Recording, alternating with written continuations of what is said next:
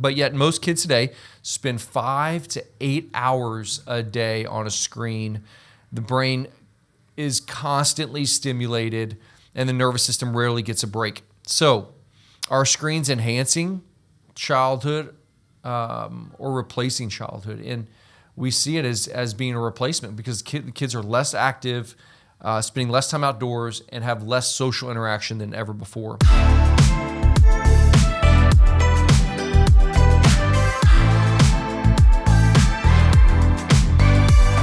Welcome back to another episode of the Real Health Podcast. Today, we are talking all things children's brain and screen time. Is it that big of a deal? And if it is, what are the concerning effects? What's too much? How much is too much? And should we completely eliminate? Right? It's summertime, so they are less involved in school, which is potentially creating a crisis of boredom, leading to babysitter screens, right? And we want to just make sure you're equipped as a mom, as a dad, to navigate screen time in children. And hey, I'm going to tell you this. Don't turn the podcast off if you don't have kids. This is just as important for adults, whether they're young or whether you're aging. This is all about the brain and how screens affect the nervous system.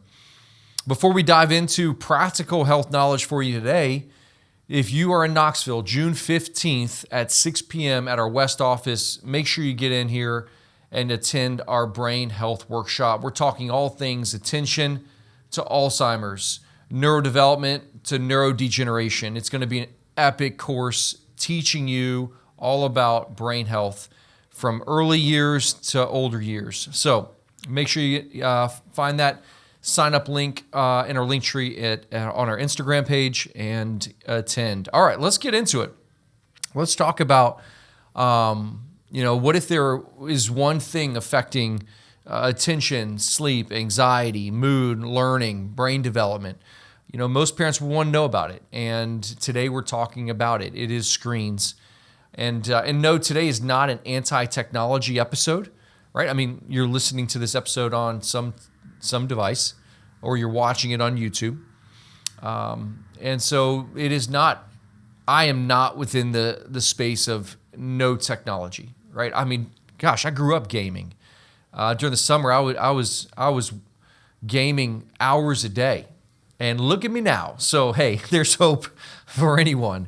With how much I was on devices. So we're gonna talk about the issues that I think it actually caused in me and what I see today and what we can see in our kids. And so we're gonna pull a couple podcast episodes together because we're gonna talk screens, brain, we're gonna talk dopamine, we're gonna talk about boredom. So it's gonna be very practical for you. And when we understand like the way kids' brains develop, kids develop best through movement, outdoor play, through face-to-face interaction with other kids, so socialization, creativity, being creative and problem solving, not building a Lego from an instruction set, but building Legos based on creativity and thinking about, hey, what should I build? And exploration. Kids' brains are also developed through boredom. Boredom is an essential component to proper neurodevelopment. But yet most kids today spend 5 to 8 hours a day on a screen. The brain is constantly stimulated and the nervous system rarely gets a break. So are screens enhancing childhood or replacing childhood? And we see it as being a replacement because kids are less active, spending less time outdoors, and have less social interaction than ever before. And so what does this all do, right? What does the constant stimulation do? Well, if you've listened to previous podcasts, you'll know that it's affecting specifically a hormone in the brain called dopamine. And dopamine is your anticipation hormone. It is your motivation hormone. So when dopamine is increased, it is a motivating, anticipating hormone that we all need. But every time you are on a screen and you're flipping, you're scrolling, you're on social media, you're on YouTube, you're gaming, and you're succeeding and getting to another level, you are releasing dopamine, and the brain is adapting to now this higher level of stimulation and this higher level of dopamine. The issue really with screens, and we'll talk about it here in a second, is that you are training the brain to become now a new level or new threshold of stimulation required to stimulate the next amount of dopamine. You are in essence using screens to train the brain and resetting to the baseline threshold. Now, normal, like everyday activities, whether it's kicking a soccer ball, running outside, or walking the dog, or just sitting and reading and being bored, now are boring to the brain. Now you've reset the threshold. You've reset the baseline. And these things that are natural and normal in kids aren't exciting anymore, right? And if they're not exciting, the desire to go play sports, or go kick a ball, or go run around, or go to a friend's house, or whatever it is, or go ride the bike, the desire for those is reduced dramatically. And then you say, well, my kids just don't want to go outside. Well, it's because it's not stimulating to them. Their brain doesn't think that there's a reward by being outside. So of course, it's going to look for something that is sugar, that's going to release dopamine, or screens that are going to release dopamine. And parents will often say, hey, my child can focus on a video game for 3 hours and lock in, yet they can't sit and do homework for 15 minutes.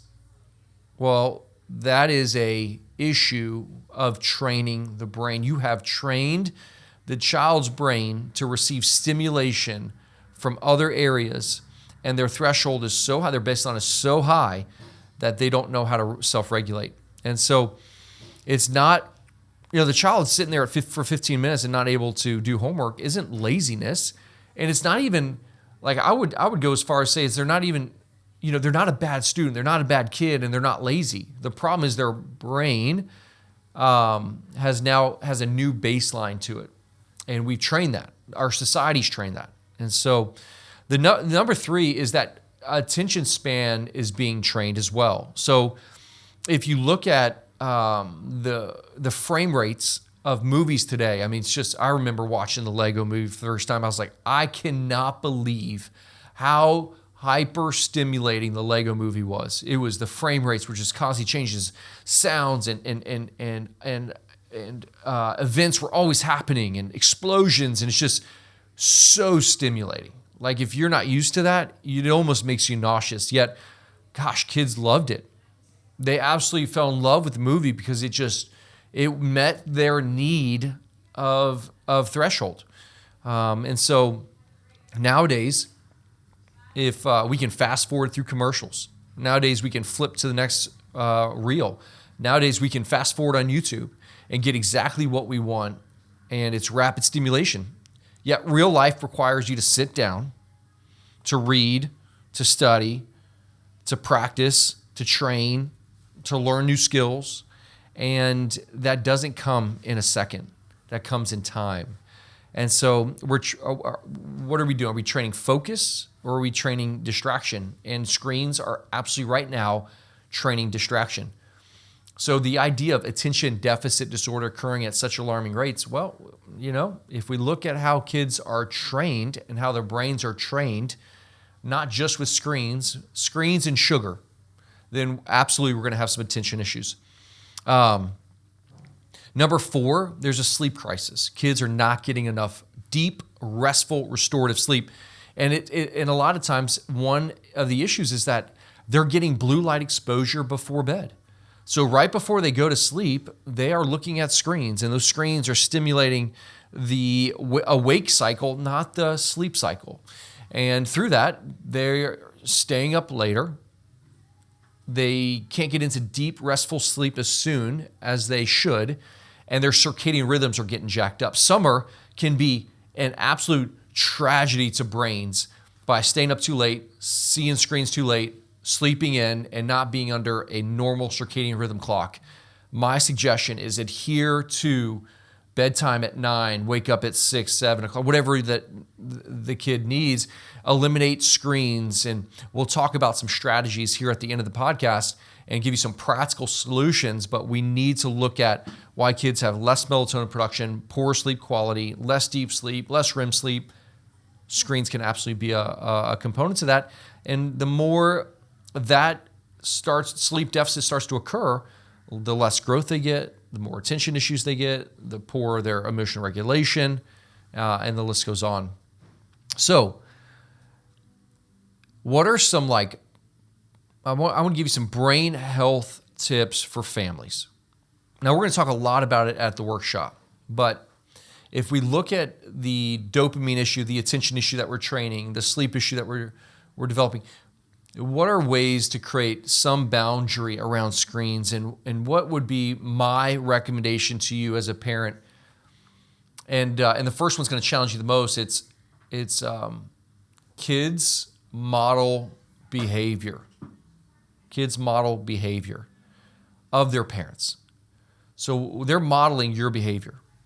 How are you treating screens? Right? Are you grinding on the laptop at 9 o'clock at night, 10 o'clock at night, and saying, "Hey kids, get off your devices"? I'm guilty. I'm guilty of this. So I'm preaching to myself. Am I on my phone? And it doesn't matter. It doesn't matter that if I'm checking an email. It doesn't matter if I'm doing patient notes. That doesn't matter. The kid just sees me with the device, and then me telling him, "Hey, get off your device." And I think one of the most important aspects of parenting is be the person that you want your kids to be. You be that person. And so the first challenge would be model healthy screen habits. Set boundaries for yourself.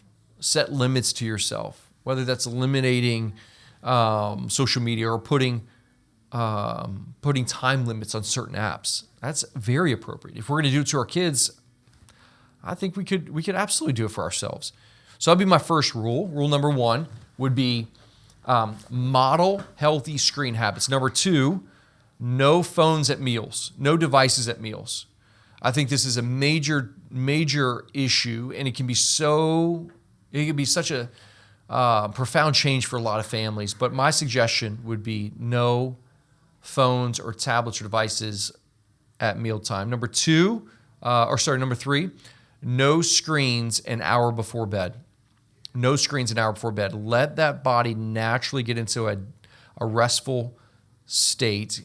Shut off the blue light and start to shift that nervous system into a prep phase for sleep. Number 4, at least 60 minutes of active play daily.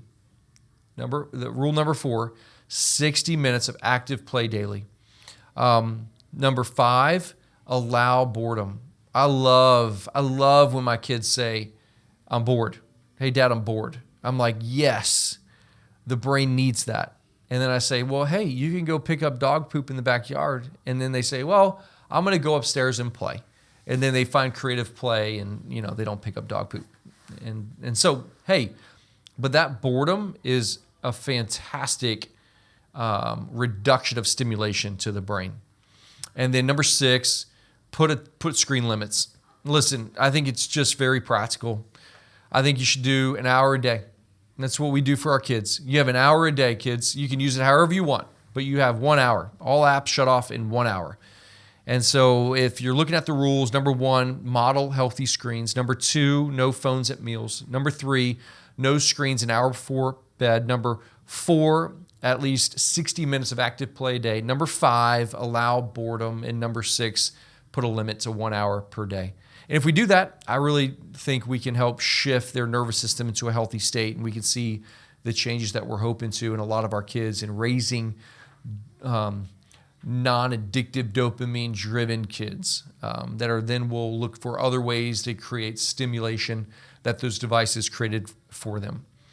As I said in the beginning of the podcast and towards the middle, June 15th, all about brain health here at the West office at Real Health Co. Make sure you sign up. It's a free workshop that we do.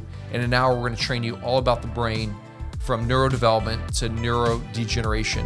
Can't wait to see you there. And thanks again for listening to another episode of the Real Health Podcast.